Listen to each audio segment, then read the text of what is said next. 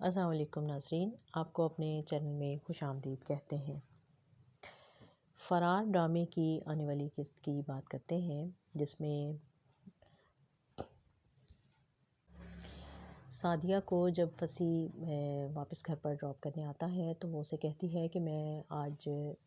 شام سے ایک کراس روڈ پر کھڑی ہوں اور اس کے ایک طرف آپ ہیں، اور وہ پوچھتا ہے اور دوسری طرف، اور پھر اس کے بعد بالی کہتا ہے باتش سے کہ تم اس کو ساتھ تو لے آئے ہو، لیکن یہ سلمان جو ہے یہ کیو آئی پی کا بندہ نہیں ہے، اور یہ تو 2 ہاتھ پڑیں گے تو یہ ساری بات بتا دے گا۔ تو باتش کہتا ہے کہ ہاں مجھ سے غلطی ہو گئی ہے، مجھے اسے ساتھ نہیں لانا چاہیے تھا۔ اور پھر سعدیہ فصیح کو گھر لے جاتی ہے اور اس کو اپنے کزن محسن بیگ سے ملواتی ہے، اور محسن بیگ جس کے بارے میں باتش جو ہے فصیح پہلے سے جانتا ہے، اور وہ اس کو بتاتا ہے کہ میں جانتا ہوں کہ باتش کہاں پر ہے۔ اور اس سے پہلے اس ڈرامے کی قسط میں ہم نے دیکھا کہ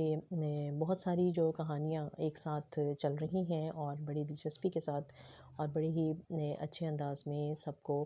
ساتھ لے کر رائٹر چل رہا ہے، اور لوگوں کی دلچسپی قائم رکھنے کے لیے تھوڑی تھوڑی ڈوز دی جاتی ہے، سب کی کہانی تھوڑی تھوڑی آہستہ آہستہ آگے بڑھ رہی ہے۔ اور جب فصیح آتا ہے سعدیہ کے گھر، اور سعدیہ اس کو چائے کی آفر کرتی ہے، اور پھر اسے کہتی ہے کہ آپ اور چائے کا وہ شکریہ ادا کر کے واپس جانے لگتا ہے تو وہ اسے روک لیتی ہے اور کہتی ہے کہ کیا آپ سب کے ساتھ اسی طرح بات اپنی ادھوری چھوڑ کر چلے جاتے ہیں، یا یہ خاص پروٹوکول میرے لیے ہے؟ تو وہ مسکراتا ہے اور پھر کہتا ہے کہ اصل میں آپ سے شادی کرنا چاہتا ہوں، جس کے جواب میں وہ مسکرا کر خاموش ہو جاتی ہے، اور پھر وہ کہتا ہے کہ ٹھیک ہے آپ سوچ لیں، میں انتظار کروں گا آپ کے جواب کا، اور وہاں سے چلا جاتا ہے۔ لیکن باہر جا کر گاڑی میں بیٹھتا ہی ہے تو اسے ایک کال آ جاتی ہے، اور وہ اس کے سب انسپکٹر کی کال ہے، اور وہ کہتا ہے کہ سر آپ نے ایک نیوز سنی کہ آج جیل توڑ کر ایک قیدی جو تھا وہ بھاگ گیا ہے، اور وہ اس کا جب نام پوچھتا ہے تو وہ اس کو نام بتاتا ہے کہ محسن بیگ۔ تو فصیح جو ہے وہ اپنے ماضی میں کھو جاتا ہے، اور اس کو یاد آتا ہے کہ آج سے 15 سال پہلے اس کو گرفتار کیا گیا تھا، محسن بیگ کو، اور یہ بڑے ہی اکڑ کے ساتھ اور اپنے دمخم کے ساتھ جیل کے اندر آیا تھا، اور اس کو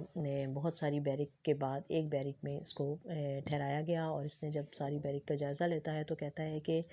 مجھے کہیں اور لے کر چلو، یہ جگہ ٹھیک نہیں ہے۔ تو وہ تھانے کا جو حوالدار ہے وہ کہتا ہے کہ دیکھیں سر، یہ سب سے اچھی بیرک یہی ہے، آپ مجھے 2 دن کا ٹائم دے دیں، ایک بہت اچھی خالی ہونے والی ہے، میں آپ کو وہاں منتقل کر دوں گا۔ تو وہ کہتا ہے اچھا ٹھیک ہے، اس میں پھر رنگ کرواؤ، اور وہ کہتا ہے مجھے پتہ ہے سر، اب رنگ بھی ہو جائے گا اور آپ کا رات کے لیے آپ کا ٹی وی بھی آ جائے گا اور سب ٹھیک ہو جائے گا، اور کہتا ہے مجھے ایک مشقتی بھی چاہیے۔ اور اس کے بعد پھر جو مشقتی آتا ہے ینگ لڑکا، وہ ہے بالی، وہی بالی جس کے پاس اب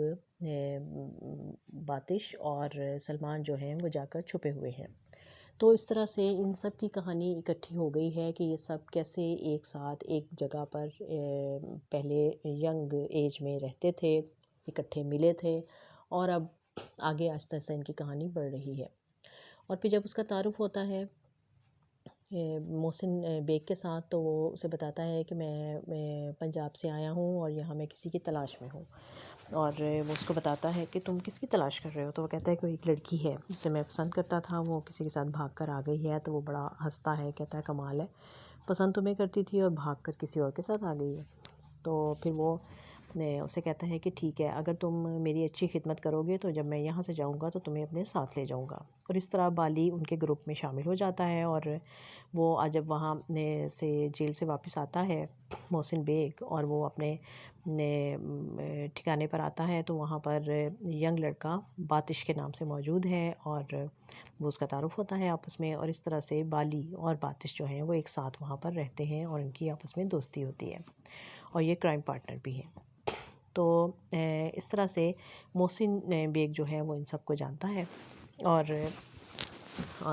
وہ اپنے جو باس ہے اس کا کافی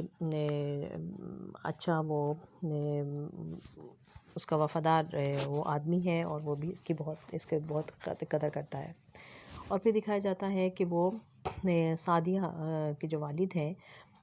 وہ محسن بیگ کے ماموں ہیں، اور وہ ان سے قبرستان میں ملنے آتا ہے اور ان کی پرانی باتیں ان کو یاد کراتا ہے، اور وہ اس سے کہتے ہیں کہ تم یہ سب چیزیں چھوڑ کیوں نہیں دیتے، یہاں ہماری ماں کی قبر ہے اور اس کے سامنے تم یہ وعدہ کرو کہ، اور پھر اسے پوچھتے ہیں کہ کیا تم نے کبھی کوئی قتل کیا ہے، تو وہ کہتا ہے کہ نہیں، میں نے کبھی قتل نہیں کیا، صرف میرے نام پر بہت سارے قتل موجود ہیں۔ تو کہتے ہیں کہ تو بس ٹھیک ہے، پھر اللہ کا نام لو اور اپنے آپ کو پولیس کے حوالے کر دو اور باعزت طور پر تم ایک دن چھوٹ جاؤ گے اور ان چیزوں سے نکل آؤ گے۔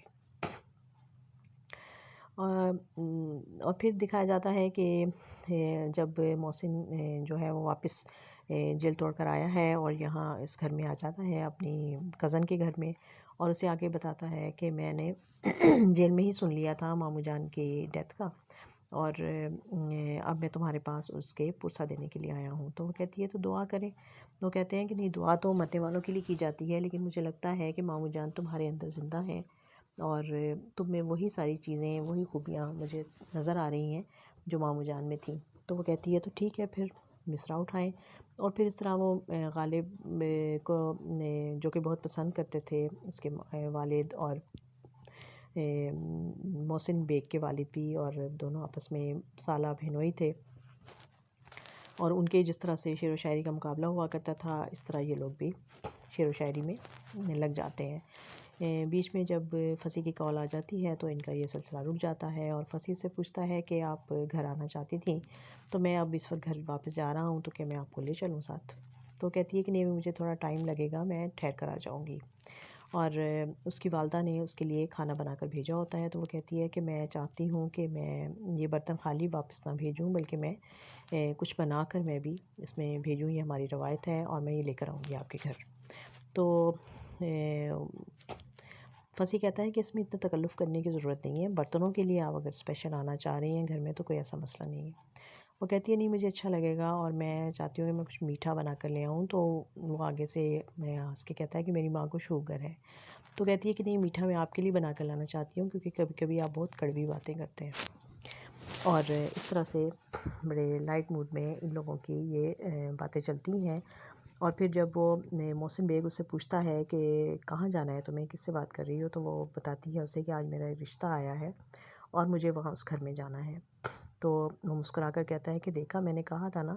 تمہارے اندر ماموں زندہ ہیں، وہ بھی اپنی روایات زندہ رکھتے تھے اور تم بھی روایات زندہ رکھ رہی ہو، یعنی تم لڑکا دیکھنے جا رہی ہو۔ تو وہ کہتی ہے کہ نہیں، آپ بھی میرے ساتھ چلیں گے، باپ نہ صحیح بھائی صحیح۔ تو وہ اسے آگے سے بتاتا ہے کہ نہیں، میں نہیں چل سکتا، اس لیے کہ میں رہا ہو کر نہیں آیا ہوں، بلکہ میں جیل توڑ کر آیا ہوں۔ تو یہ چیزیں یہ سن کر وہ بہت حیران ہو جاتی ہے، پریشان بھی ہو جاتی ہے کہ لیکن اب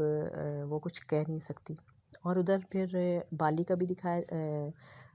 بگی کا دکھایا جاتا ہے کہ اس کی ماں اس کو کہتی ہے کہ تم نے میری والی کہانی تو سن لی، اب تم بتاؤ کہ جب تم یہاں سے بھاگی تھی تو تمہارے ساتھ کیا پیش آیا تھا، تم کہاں گئی تھی؟ تو پھر وہ یاد کرتی ہے کہ میں شادی والی بس میں سوار ہو گئی تھی، اور یہ چھپ کے اوپر چھت پہ جا کر سو جاتی ہے کپڑا چادر تان کے، اور پھر اچانک سے جب اس کی آنکھ کھلتی ہے تو بارش ہو رہی ہوتی ہے۔ تو یہ بڑی حیران ہوتی ہے، ایک ویرانے میں گاڑی کھڑی ہے اور بارش ہو رہی ہے اور وہاں کوئی آس پاس نہیں ہے۔ یہ بس سے اتر کر نیچے آتی ہے تو وہاں ایک ہوٹل سا بنا ہوا ہے جو کہ اس وقت بالکل خالی ہے، اور اس کے پاس وہ بس کھڑی ہے۔ تو یہ بہت پریشان ہوتی ہے، وہاں پہ بینچ پہ بیٹھ جاتی ہے، لیکن بارش بہت تیز ہے اور سردی بھی ہو رہی ہے، تو اس کو سمجھ نہیں آتی، پھر یہ آ کے بس کے اندر ہی بیٹھ جاتی ہے۔ اور پھر یہاں پر اس کی آنکھ لگ جاتی ہے، تو ایک دم اس کے کندھے پر اس کو ہاتھ محسوس ہوتا ہے، اور یہ اٹھتی ہے تو دیکھتی ہے کہ ایک ادھیڑ عمر کا آدمی بیٹھا ہے اور اسے پوچھ رہا ہے کہ بچی تم کون ہو؟ تو گھبرا جاتی ہے، لیکن پھر بڑی مشکل سے بولتی ہے کہ میں شادی والے بارات کے ساتھ آئی تھی، تو مجھے شادی والے گھر جانا ہے، میں آنکھ لگ گئی اور میں گئی۔ وہ کہتا ہے ایسا ہو جاتا ہے بیٹا، کوئی بات نہیں، میں تمہیں پہنچا دوں گا صبح نماز کے بعد، تم نے کچھ کھایا پیا ہے کہ نہیں؟ اور پھر وہ اس کو اپنے ساتھ لے کر چلا جاتا ہے اس کو کھانا کھلانے کے لیے۔ تو اس طرح سے بڑے خوبصورت انداز میں یہ ساری کہانیاں ایک ساتھ چل رہی ہیں. دیکھتے ہیں اب ان کا انجام کیا ہوتا ہے. دیکھتے رہیے یہ خوبصورت ڈرامہ فرار.